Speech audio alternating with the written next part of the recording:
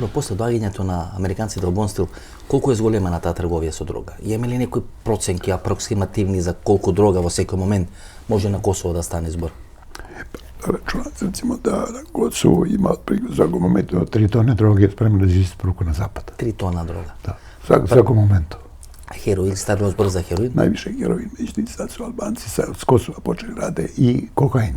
I kokain. Jer su albanske luke, Drač, Valona, postale luke, kao što isto crnogorske luke, Bar, postale luke u koje dolazi kokain iz Južne Amerike, odatle da distribuira ka Evropi.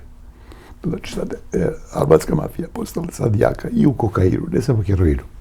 Да, кокаинот вела дека носи повеќе пари, јас не се разбирам од тие работи, но кокаинот вела дека носи повеќе пари, дека таа дрога на богатите, дека е тренди дрога и дека тој пазар на таа Латинска или на таа Јужна Америка, многу луѓе паднаа поред тој пазар. Во Јужна Америка имаше една акција, не знам, во Шпанија, па имаше една акција во Италија, запленет кокаин, пресечени акции кои италијанските власти не ги водеа. Всушност албанската мафија, црногорската мафија, па и српската мафија, гледаме што се случи по белградските улици, убиства, екзекуции на клучни играчи на тие кланови и така натаму и така натаму. Кокаинот ли е причината? Таму ли се парите сега? Stvari sad je, recimo, pošto kokain je najkvalitetnija stimulativna droga. Kokain. Kokain.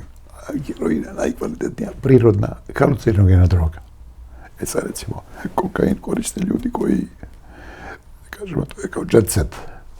To je, recimo, da može da bude stalno dobro raspoložen, da može da izdrži, da ne može da vozi danima, da vodi seks danima, da ne znam, ne traži, nema potrebe za hranu i pićem, zato je recimo kokain popularan u svetu.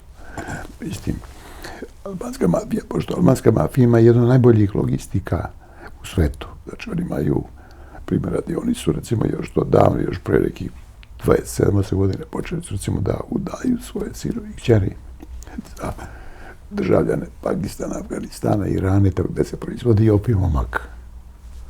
I u Makedoniji se proizvodi opijum mak isto tako.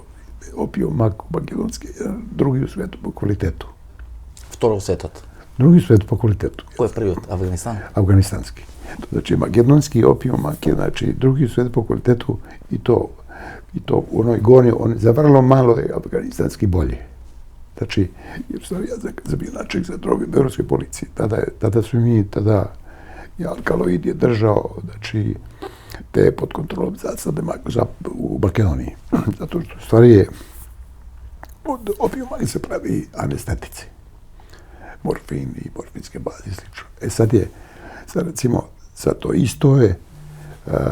isto je tako, znači taj opijumak je kao biljka, znači, koja je bila kontrolisana, znači koliko stabljika sve to organizuje u državama.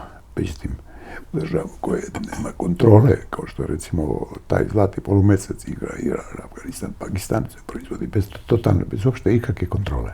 I sad što moram pomenuti sa albanskom mafijom, oni znači napravili sistem u kojoj recimo udaju sinovi i ćeri za državljana Afganistana, Irana, Pakistana, pa onda imaju tamo u zemlji proizvođača svoju rodbinu, pa onda to transportuju u Kosovo, Zapadna Makedonija, Albanija, to je znači skladištenje, pa onda imaju distribuciju, znači dalje transport do Zapadne Evrope, Amerike i Kanade, tu ima i opet svoju rodbinu.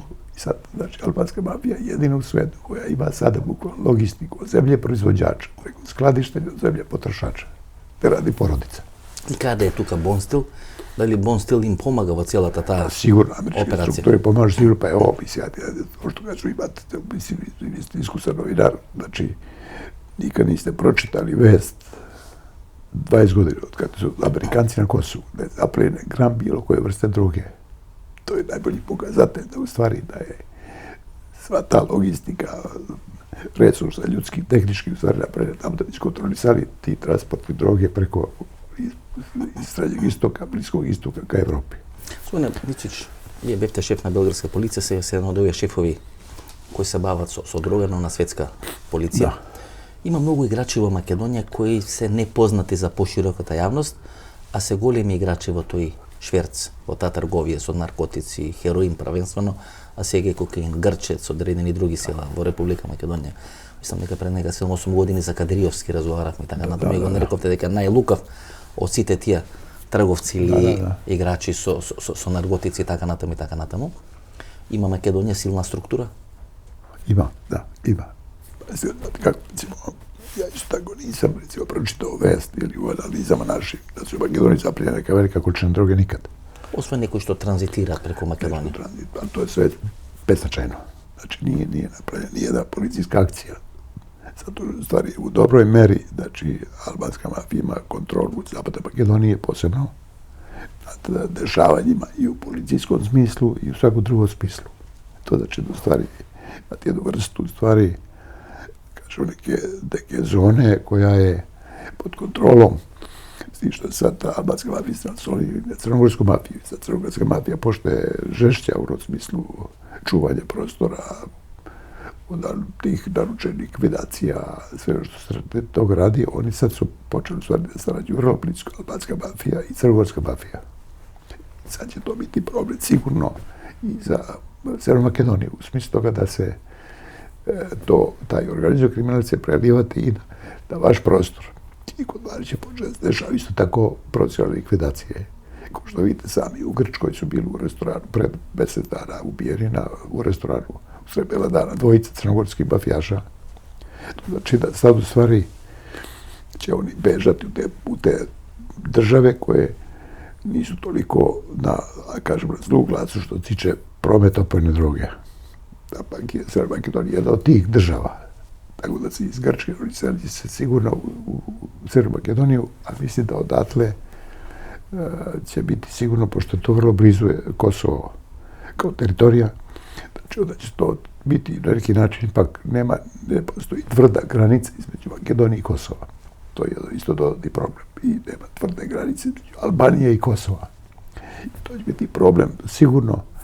Moje mišljenje da će se, mišljenje isto mojih kolega i svog borda direktora za droge, da će se taj talas, znači organizovat kriminala što se tiče droga iz Grčke, Makedonije, iz Grčke, Albanije, Crne Gore i tako zapljušnuti i preliti u Makedoniju. Gospodine Ničević, za koja količina на пари станува збор? Гледате сега во последно време марихуаната е интересна тука во нашиот регион, посебно во Република Македонија, одледување на марихуана во медицински цели. Требаше се дадат лиценци, десетина лиценци, големи пари и така натаму. Тој бизнис со марихуана може ли да се држи под контрола? Носи ли многу пари? Бидејќи луѓе блиски на власта, на претходната и на сегашната власт, ги добија главните лиценци за марихуана. Stvari, kako marihuana, ona jeste jeftinija dosta od opiju, od recimo heroina ili kokaina. Čak jeftinija 10 puta. Marihuana? Da. Ali znači, marihuana je opat zato što mladi ljudi koji ulaze u sve droge prvo počinju s marihuanom. Znači, to je kako početak, kako zabavište? Početak, da, tačno tako. Gradinka, obdanište. Znači, otprilike u svetu 70% dobiti za mafiju dolazi od marihuane. Za mafiju. 70%? 70%.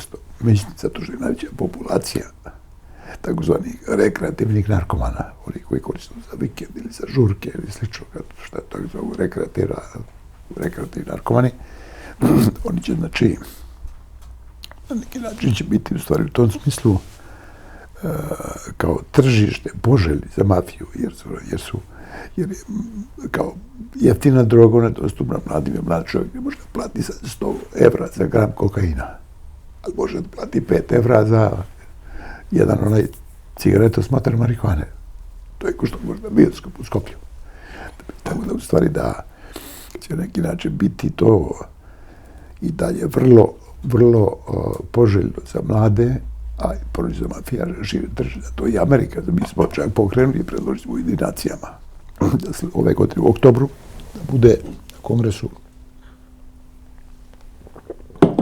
Ujedinjenih nacija da bude recimo predlog da se marihuana legalizuje na svetu. Da se recimo kao što u Holandiji ima se mnogo država u Americi legalizovali marihuanu. I sad imate kao za alkohol i cigarete. Imate akcize, takse, platite tu taksu, hoćete se trujete, hoćete, platite taksu i trujte se. Samo da će biti samo na listi zabranjenih supstanci, znači te teške droge, kako mi kažemo, marihuana laka droga, ovi su teške droge. I sad jedan problem, recimo što marihuana, ona svi ti narkomani koji su uživali marihuanu vrlo često dešava da reprodukuju defektno potomstvo. E sad, mentalno ili fizički, sad to defektno potomstvo reprodukuje novo defektno potomstvo i u stvari vi na neki način urušavate zdravlje svoje nacije. Su pomoćna ta rekreativna droga. Rekreativna droga. Ili marihuana. Jeste, u stvari, tako to u stvari na neki način jesu, s jedne strane, ona jeste, recimo, nije toliko opasna kao što su ove teške droge, ali isto tako uvodi mlade ljude, preko marihuane mlade ljude ulazi u teške droge.